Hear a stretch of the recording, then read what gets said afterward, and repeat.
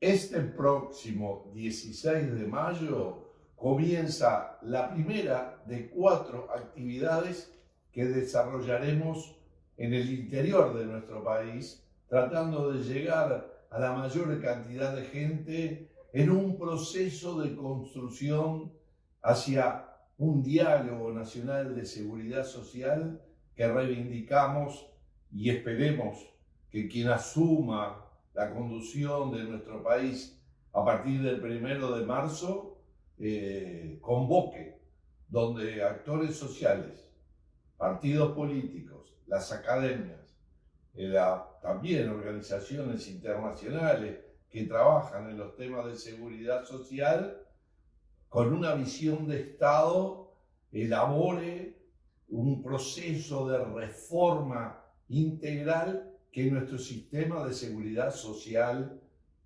hoy tiene. Para ello, estaremos presentando algunos avances de lo que será nuestra visión, nuestra posición en ese diálogo. Porque además de ver nuestra visión, tendremos como respaldo insumos que hemos recogido y que estamos encontrando cada vez que analizamos distintos estudios, comentarios que la Asesoría General de Seguridad Social de nuestro Banco de Previsión Social nos presenta. Empecemos por el tema de la edad de retiro. Cuando la reforma del año pasado obliga para las futuras generaciones que tienen que trabajar hasta los 65 años. La fundamentación de esa reforma era que, bueno, vivimos más tiempo, hay que tratar de tener un equilibrio financiero y por lo tanto deberíamos trabajar 5 años más para, en definitiva, pagar 5 años menos de jubilación, 60 meses menos cobrando la jubilación.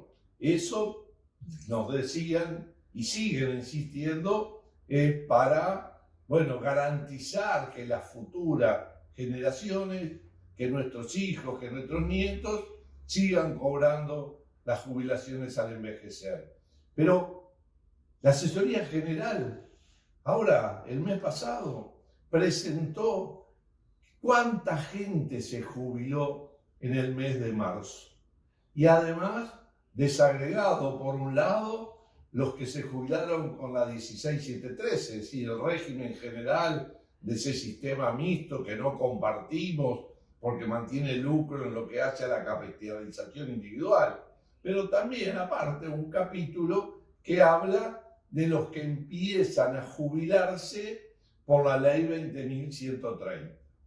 Miren ustedes lo que hemos dicho más de una vez y no compartimos postergar en forma obligatoria el retiro jubilatorio. ¿Por qué lo decimos?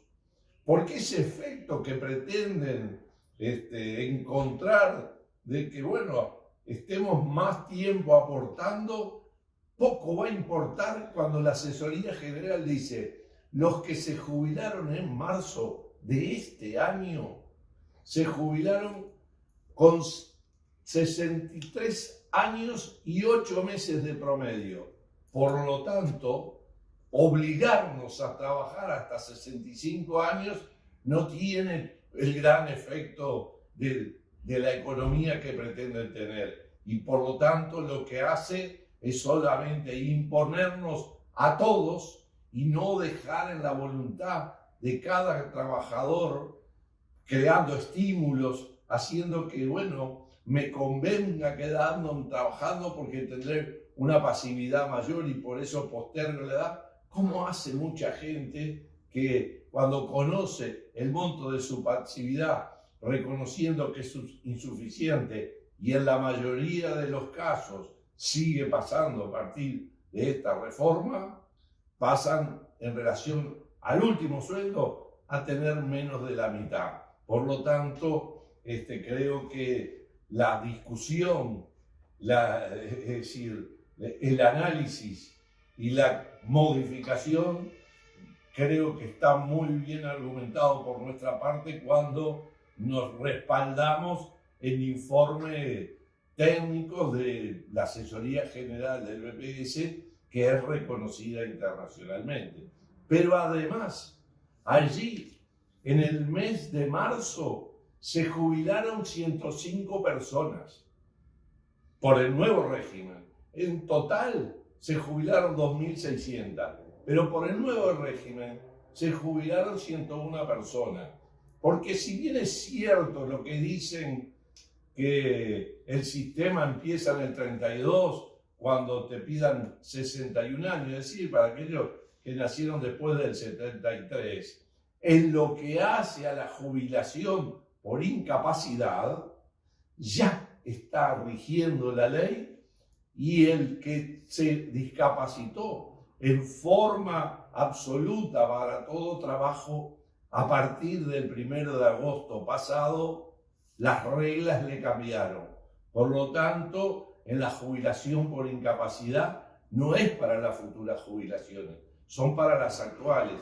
Y miren ustedes, si alguien que se accidentó o tiene una enfermedad y por lo tanto quedó incapacitado para todo trabajo, y él ya tenía causal jubilatoria porque tenía 60 años y había trabajado 30.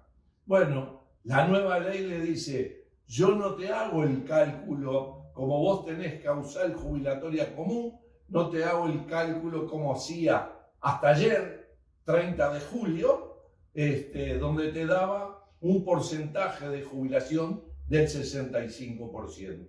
Ahora el cálculo es por la jubilación común, y la tasa de reemplazo, el porcentaje de jubilación en relación al promedio de los mejores 20 años trabajados, es del 45%.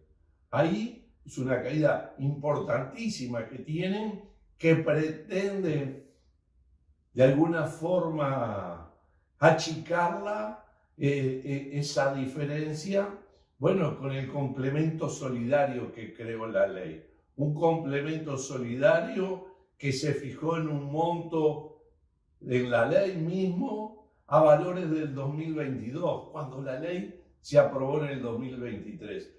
Pero miren ustedes, ¿cómo se actualiza cuando debería ser una parte de la pasividad y actualizar por el índice medio de salario? No, acá el Poder Ejecutivo de turno podrá elegir entre cuánto es de inflación y cuánto es de índice medio de salario.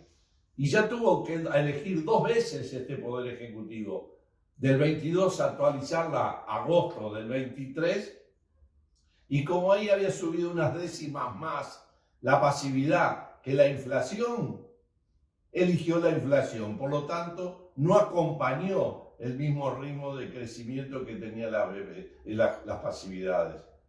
¿Y qué pasó el 1 de año, 2024? La inflación fue de un 5,11, el ajuste de las pasividades 8,68. Y ahí de vuelta, el Poder Ejecutivo eligió la menor. Y eso contrae el crecimiento que debe tener ese fondo solidario, y no tiene la misma velocidad que tiene el crecimiento de la pasividad. Y esto va a afectar en el futuro a los que se vayan jubilando si se sigue manteniendo esa misma política. Y esto es lo que dicen informes del BPS. Seguiremos compartiendo con ustedes, hablando de otras prestaciones, de las consecuencias de la reforma y la necesidad de cambio que nuestro país requiere. Por esa misma razón, el 16 estaremos en Jun, unas semanas después iremos a Durazno. En Jun irán todas las asociaciones que están a lo largo del litoral, desde allá de Tomás Movensoro y Bella Unión hasta llegar a Freivento y Mercedes. Y bueno, y la segunda será lo que es la línea de la Ruta 5, llegando desde Rivera hacia el sur, Artigas también, y todo lo que está con el Paso en Los Toros, Florida, y creo que es un importante insumo que estaremos generando en todo este proceso para llegar al Congreso de ONASPU el 12 y el 13 de septiembre con la aprobación, y esperemos que esos documentos además de presentárselos a los candidatos, se pueda ser insumos para un diálogo que esperemos que a partir del 1 de marzo, porque nuestro país necesita una reforma integral.